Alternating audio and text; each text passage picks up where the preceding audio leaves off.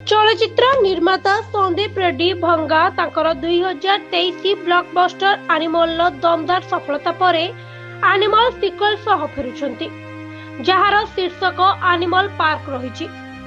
एहा पूर्वरु घोषणा होई सारिछि, तेबे फिल्म केबे आसीबो एवं स्टारकास्ट को नै अपडेट जानिबाकू उत्साहर सह अपेक्षा करि रहिछंती फैंस।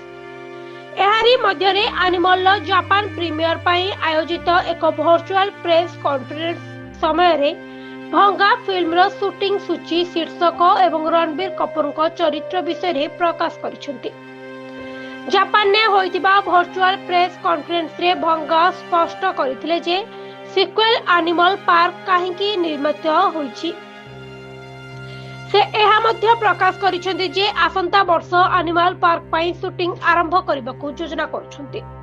फिल्म रा नाम चयन विषय रे कहबाकू गले संदीप रेड्डी भंगा कहिसेंती, मोर वर्तमान रो फिल्म शेष हेबा परे एनिमल पार्क खूब शीघ्र आरंभ हेबो। फिल्म रे आउरी एनिमल रहबे कारण अजीज मध्य एक एनिमल।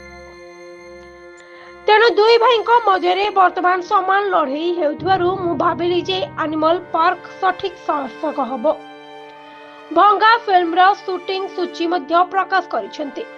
फिल्म निर्माता कहिसेंती, आमे 2027 मध्य भागरे शूटिंग आरंभ करिबु। जूम कॉल माध्यम रे रणबीर कपूर एही कार्यक्रम रे जोग दैथिले। से केवल रणविजय सिंह भूमिका रे पुनर्बार अभिनय करबा विषय रे कथा होई नथिले, बरं भिलेन भूमिका रे अजीज अभिनय करबा विषय रे ताकर उत्साह मध्य प्रकाश करिथिले। अभिनेता प्रकाश करिछन जे एनिमल पार्क रे डबल रोल रहिबो। से कहिसेंती, मु संदीप का सह सेट रे फेरिबाकू बहुत उत्साहित। मोर चरित्र एवं अन्य एक नूतन चरित्र उभय रे अभिनय करबाकू अपेक्षा करि परू नाही। जेहेतु यह एक निरंतर कहानी, तेणु पार्ट 1 शूटिंग समय रे तांको मन रे पार्ट 2 रो कहानी बहुत स्पष्ट थिला।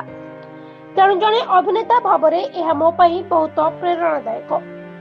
से आहुरी मध्य कहिसंती, संदीप एवं मु सप्ताह एवं मास परस्पर सहित कथाबार्ता एवं विभिन्न चिंताधारा आलोचना करिबारे बिताई थाउ।